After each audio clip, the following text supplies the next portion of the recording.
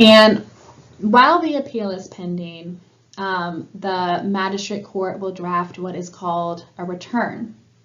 And what is that? A return is the magistrate court's response to the appeal. And it addresses what happened at the hearing,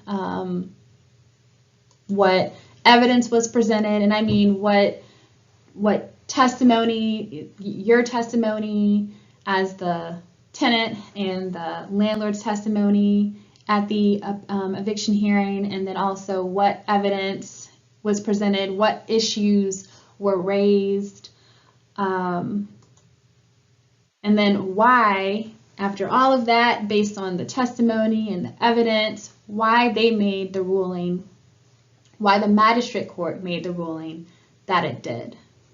And following this, and also to note, the return, the length of the return really depends on, the testimony.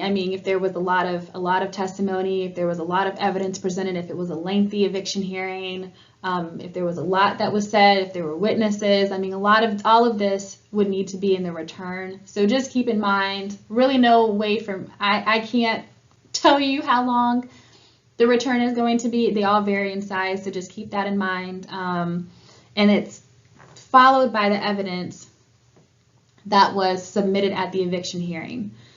It's important to, since I am talking about the return and that addresses what happened at the eviction hearing, that that you raise all the issues that are applicable to your situation at the eviction hearing, that you present all the evidence that you believe will support your case. You want to preserve that on the record because you are limited to just all of that when you go to the appeal hearing. You cannot raise any additional issues. You cannot present any additional evidence. So just keep that in mind. Since I'm talking about the return and it's going back to the eviction hearing, just wanted to mention that important note.